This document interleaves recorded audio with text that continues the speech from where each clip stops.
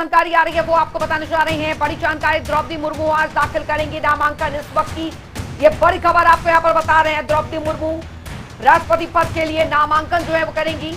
ये इस वक्त की बड़ी खबर आपको यहाँ पर बता रहे हैं। बड़ी जानकारी, नामांकन के दौरान पीएम मोदी भी मौजूद रहेंगे और कई बीजेपी शासित राज्यों के मुख्यमंत्री जो हैं वो इस दौरान मौजूद रहेंगे। अमित शाह, राजनाथ सिंह भी मौजूद रहेंगे। इस वक्त की ये बड़ी खबर, बड़ी जानकारी आपको यहाँ पर बता रहे हैं। तो बीजेपी शासित राज्यों के सीएम भी मौजूद रहेंगे।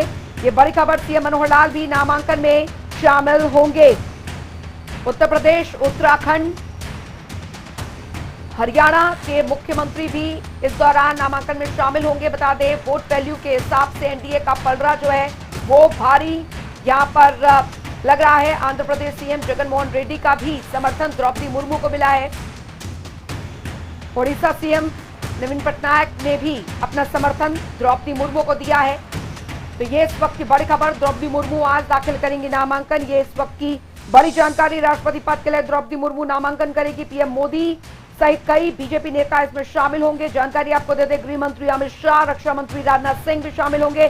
कार्यक्रम में कई राज्यों के मुख्यमंत्री मौजूद रहेंगे। हरियाणा मुख्यमंत्री मनोहर लाल भी नामांकन में शामिल होंगे। हरियाणा भवन से संसद भवन के लिए रवाना यहाँ पर हुए हरियाणा के मुख्यमंत्री मनोहर लाल और दोपहर 12:30 बजे संसद भवन में द्रौपदी मुर्मू नामांकन करेंगी।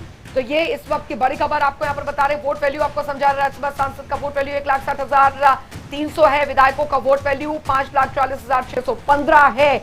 कुल वोट वैल्यू है 10,78,915।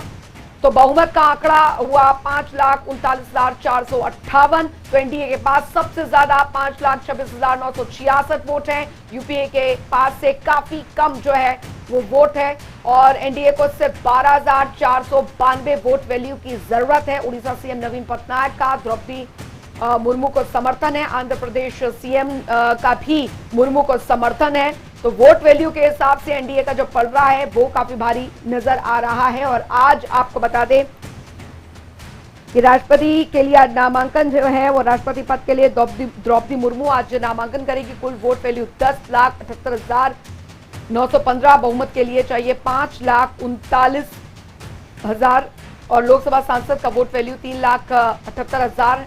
राज्यसभा सांसद का वोट वैल्यू 1,60,300 है। तो विधायकों का वोट वैल्यू 5,40,615। कुल वोट वैल्यू जो है 10,78,915। तो बहुमत का जो आंकड़ा यहां पर हुआ वो 5,39,458। एनडीए के पास सबसे ज्यादा 5,26,966 है। यूपीए के पास काफी कम वोट वैल्यू है। तो एनडीए को सिर्फ 12,492 वोट वैल्यू की जरूरत है। फिलहाल स्पर्श शर्मा हमारे साथ इस बीच सीधे जुड़ गए हैं ज्यादा जानकारी के साथ। स्पर्श, राष्ट्रपति पद के लिए द्रौपदी मुर्मू का नामांकन जो है आज होगा और जाहिर तौर पर अगर वोट वैल्यू के हिसाब से देखा जाए तो द्रौपदी मुर्मू और जो एनडीए का पलड़ा है वो ज्यादा भारी नजर आ रहा है।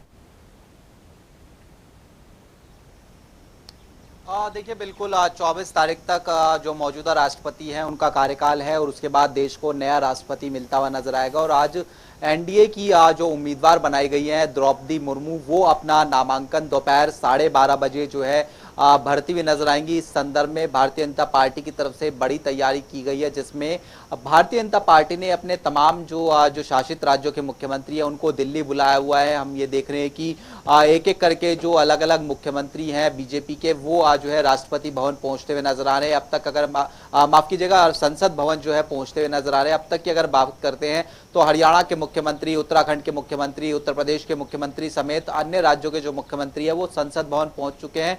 और एक बड़ी तैयारी है कि जो नामांकन है उसमें कहीं ना कहीं ये दिखाया जाए कि संख्या बल जो है पूरी तरीके से एनडीए के पास जो है देखने को मिलता हुआ नजर आ रहा है। ऐसे में हरियाणा के मुख्यमंत्री ने भी कल ये कहा था सीधे तौर पर कि वोट वैल्यू के हिसाब से अगर हम बात करते हैं तो एनडीए का उम्मीदवार का जीतना जो है पूरी तरीके से तय है।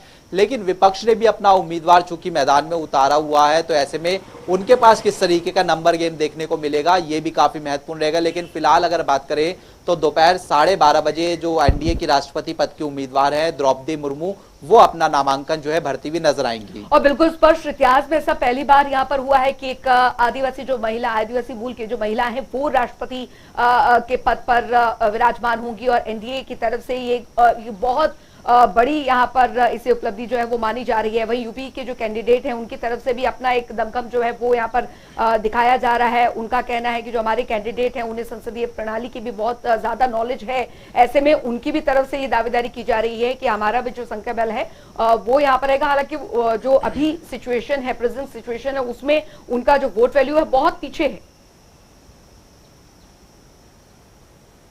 देखिए, बिल्कुल एक एनडीए की तरफ से जो राष्ट्रपति पद के उम्मीदवार है वो अगर कहा जाए तो बड़ी स्ट्रेटेजिक तौर पर जो है द्रौपदी मुर्मू का नाम निकल कर सामने आया, क्योंकि एक तो महिला कैंडिडेट हो जाती हैं और उसके साथ साथ जिस तरीके से समाज के पिछड़े वर्ग से आती हैं, आदिवासी समाज से चूंकि वो ताल्लुक रखती है, आदिवासी समाज के लिए उन्होंने बेहद काम भी किया है, इसलिए ये कहीं ना कहीं मास्टर स्ट्रोक हो जाता है कि जो एनडीए के साथ में पार्टियां नहीं है, जिसमें उड़ीसा के मुख्यमंत्री की बात करें या फिर झारखंड की बात करें सरकार की, वो भी कहीं ना कहीं ये सोच रही हैं कि अब एनडीए ने जिस तरीके से मुर्मू को अपना उम्मीदवार बनाया तो उनको जो है समर्थन दिया जा सकता है।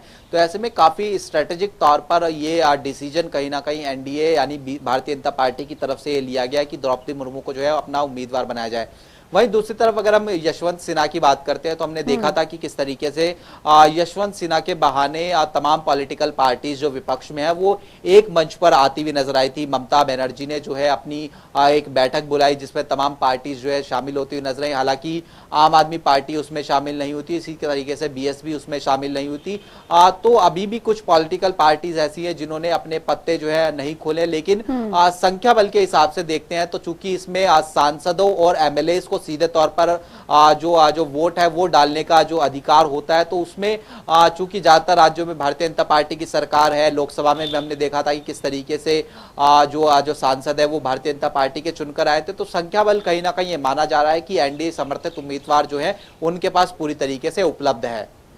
और बिल्कुल द्रौपदी मुर्मू को राष्ट्रपति का कैंडिडेट बनाकर जाहिर तौर पर ये एनडीए ने साबित कर दिया है कि वो किस तरीके से एक समाज के काफी पिछड़े वर्ग को आगे लाने की कोशिश कर रही है। और कहीं ना कहीं इस पर भी अब चर्चाएं बहुत हो रही हैं स्पर्श कि अपना कैंडिडेट एक आदिवासी मूल की महिला को बनाकर, इससे पहले हमने रामनाथ कोविंद को भी देखा था, वो भी एक ऐसे पिछड़े वर्ग से ही आते हैं। तो ऐसे में एक तरीके से जो इसकी स्ट्रैटेजी है एनडीए की वो ये है कि एक पिछड़े समाज को भी किस तरीके से एनडीए जो है वो आगे लाने का काम कर रही है। एक बड़ा मैसेज जो है वो इनके द्वारा दिया गया है।